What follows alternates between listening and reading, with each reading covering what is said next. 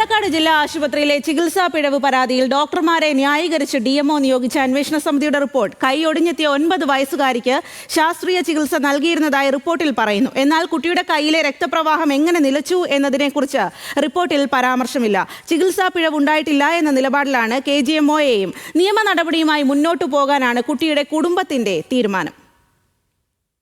ചികിത്സാ പിഴവ് പരാതിയിൽ ഡോക്ടർമാരെ ന്യായീകരിക്കുന്ന റിപ്പോർട്ടാണ് പാലക്കാട് DMO നിയോഗിച്ച അന്വേഷണ സമിതി സമർപ്പിച്ചിരിക്കുന്നത്. എന്നാൽ 9 വയസ്സുകാരിയുടെ കയ്യിലെ രക്തയോട്ടം ഇല്ലാതാകാൻ കാരണമെന്തെന്ന് റിപ്പോർട്ടിലില്ല. അപൂർണവും അവ്യക്തവുമായ റിപ്പോർട്ടിനെതിരെ കുട്ടിയുടെ മാതാപിതാക്കൾ രംഗത്തെത്തി. എന്താ സംഭവിച്ചെന്ന് അറിയാൻ വേണ്ടിയിട്ട് രണ്ടുപേരിനെ അയച്ചിട്ടുണ്ട് എന്നൊക്കെ പറഞ്ഞു.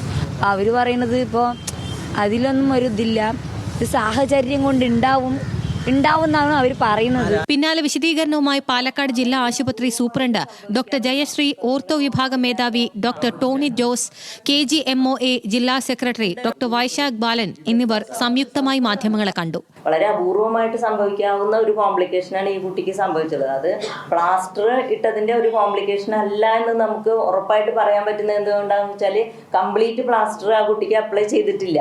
നീരോ വേദനയോ ഉണ്ടെങ്കിൽ വീണ്ടും ആശുപത്രിയിൽ വരാൻ നിർദ്ദേശിച്ചിരുന്നതായി ഓർത്തോ വിഭാഗം മേധാവി ഡോക്ടർ ടോണി ജോസും പറഞ്ഞു. ഡോക്ടർമാരെ പിന്തുണയ്ക്കുന്ന നിലപാടാണ് KGMOയ്ക്കും.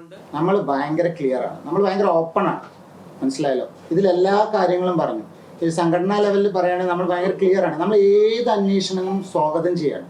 പരാതിയിൽ ആരോഗ്യമന്ത്രി നിയോഗിച്ച സമിതിയുടെ അന്വേഷണം തുടരുകയാണ്. നിലവിൽ കോഴിക്കോട് മെഡിക്കൽ കോളേജ് ആശുപത്രിയിൽ ചികിത്സയിലാണ് കുട്ടി. ന്യൂസ് മലയാളം, പാലക്കാട്.